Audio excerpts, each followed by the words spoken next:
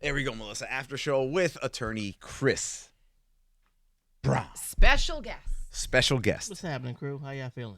Attorney Chris Brown, who just told us that remember the group High Five?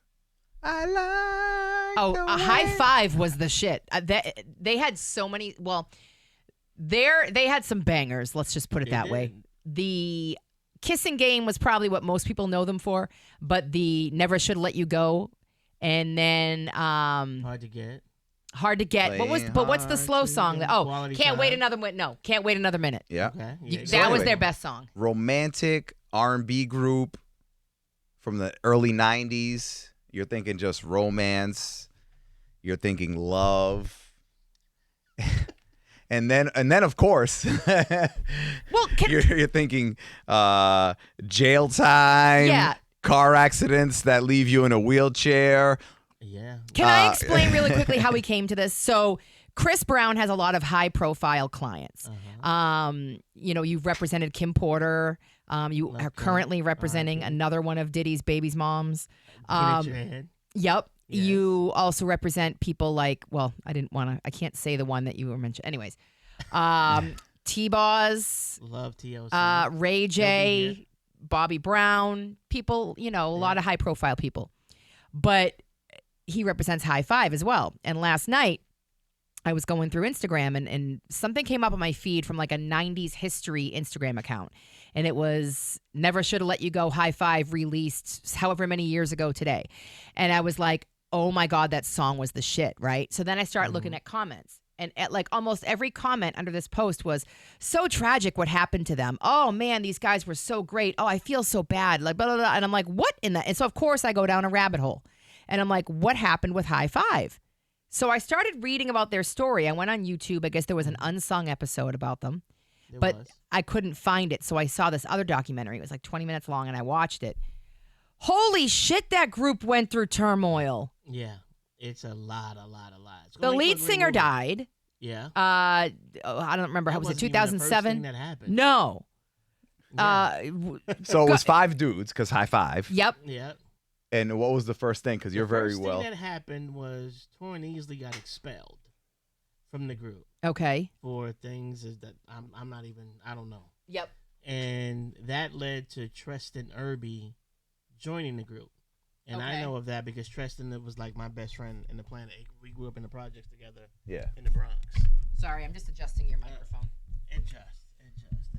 Let's do this. So, back up a little. After that. There you go. We want to be able to see your face. All right. I'm here. So after that, we then had Pooh, who was in the group, but Pooh got paralyzed. Wasn't he in a car accident or was he shot? Which one was that? He got shot. Okay. Right. At least that's my recollection. Was Pooh got shot. Okay. And then he was paralyzed, and that happened in like 1993.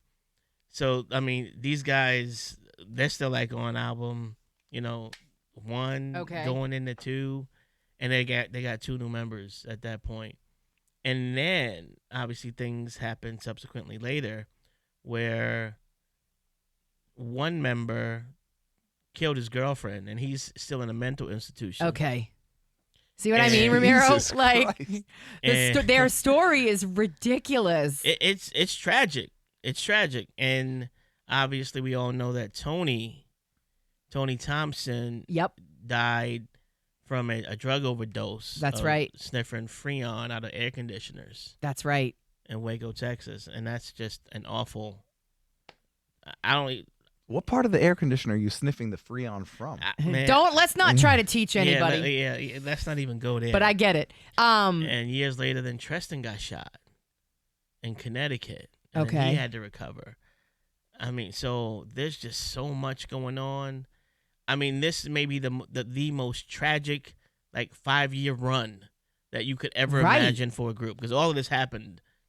You said something about shopping around their story. Is that true? Yeah, we gonna put something together. Okay, so Tristan potential is movie. My best friend. We grew up, like I said, in the Bronx. Okay, I'm going to tell you right now, together. if you do make their story into a movie, I'll be the first one to see it. It's it's crazy. I went down a crazy High Five rabbit hole last night. I think that you make the movie, but you don't you make it loosely based on High Five, but you just make it a movie. You think you call it like a biopic? You want this a biopic? You want the music? You want all of that? You want all of the making of it? Because that screams BET or Lifetime to me, and the story itself screams major motion picture. You could do, I think, a lot of different things with it. I mean, you have to remember when they were making these hits. This was, the early '90s. Everybody loves '90s music. That soundtrack, not just from them, but the people that they were working with, the hit makers. Teddy Riley, there, from Teddy Riley to, Jam and Lewis. There's just so many people that worked with High Five. You go through that whole situation. And then even years after that, where that fake High Five put out an album. I heard about that. And did you have to put a cease and desist or something? They spelled it differently? A cease and desist. No, I actually had to follow H-I-5. High five. Well, no, that's how it is. That's how it's how spelled. it was? Yeah, it's H-I-5. Yeah. So H-I-G-H. Hi. Oh, my God. This guy. No, I'm just free the emoji. Yeah. Yeah. Or, you could think of all the titles for the movie. It could be By Five. Low Five. Oh my God! Stop. High 2 because that's all that was left from the original group. Oh my God. So, all right, let's shift over to some of your other clients. Okay. So you represent Ray J. We always mention that. Love Ray. And Ray J we know is kind of crazy. Do you ever see any of his antics on social media and be like, have to call him and be like, dude, you need to chill? Or I can't defend this one. Yeah. We have conversations. Attorney-client privilege-related conversations. Oh, yeah, obviously. Yeah, things that I may see, and, that may say, hey, we need to have a conversation about this not happening again. Okay. What if Ray J, behind the scenes, is just the most articulate, just business-savvy human being? He's like, hey, Chris, you know what? I have an idea. I'm thinking about blah, blah, blah, blah, blah, Chris, blah. You've always said. Well, he has a method to his madness. You have to remember, he had Raytronics, and... he's had a couple of different businesses. What's Raytronics? That sounds like he's flipped. It's sounds like a transformer. He had a scooter business. Oh, okay. That you might remember, and Ray is far more business minded than I think people know. Well, because I think that what he puts out there to the public is crazy. And I think from what I gather, now you've never told me anything specific, from what I gather from what you've said, like general statements, I feel like a lot of what he does is for show. And there's a method to Ray's madness. Yep. And I think that he is far more in tune with what he's doing than people think.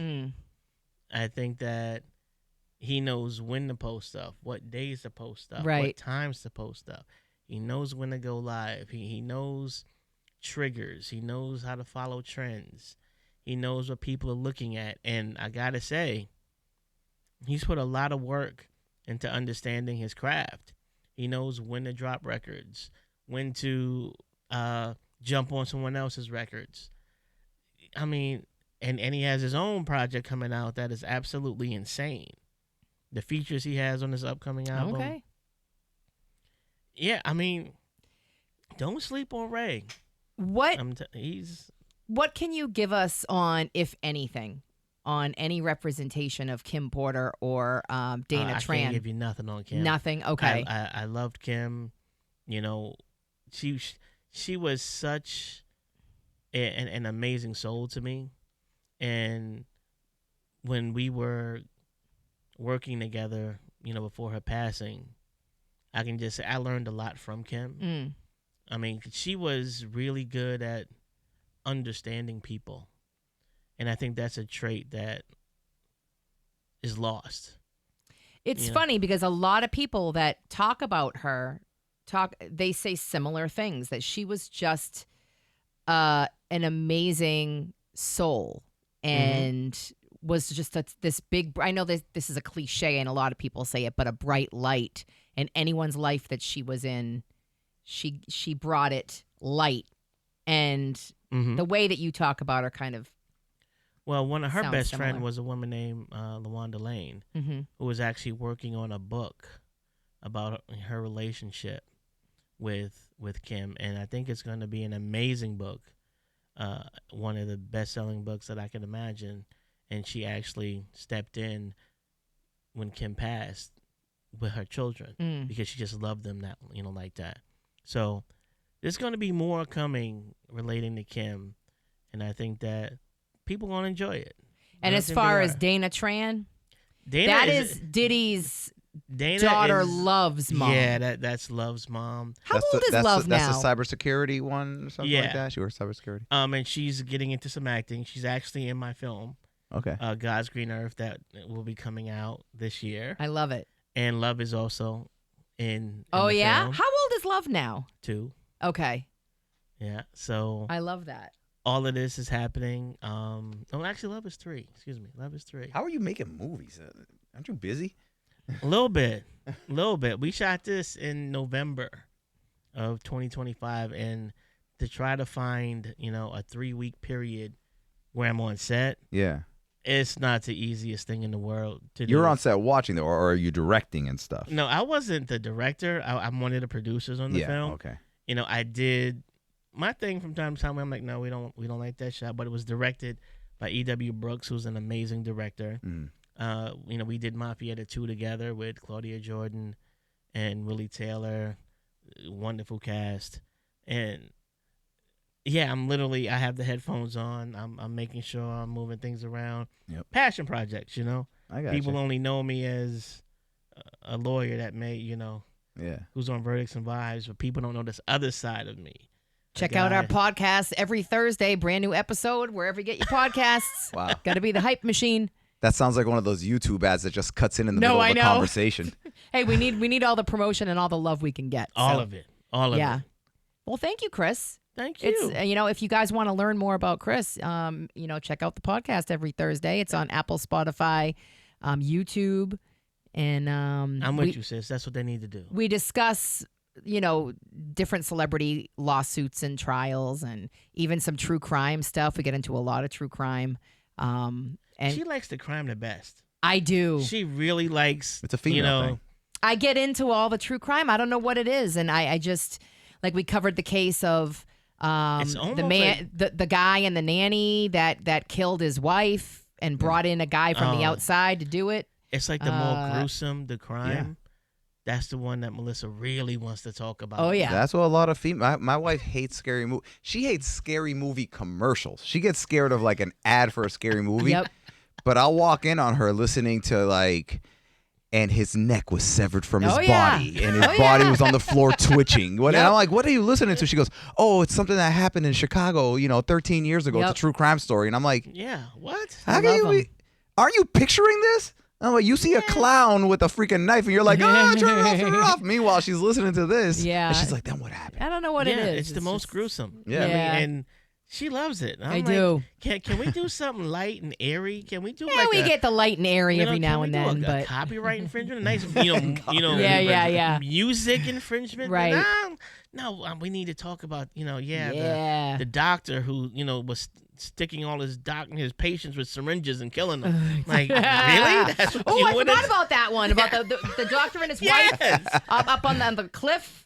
And yes. Remember that? She was all bloody and had to tell people. That was an attempted murder case. He kept on trying to kill her on a cliff and couldn't do it. Yep. That was one of her favorites. That was one. Yeah. I know what you're talking about. All right, check out Verdicts and Vibes, and thank you, Chris. And that's it. Goodbye.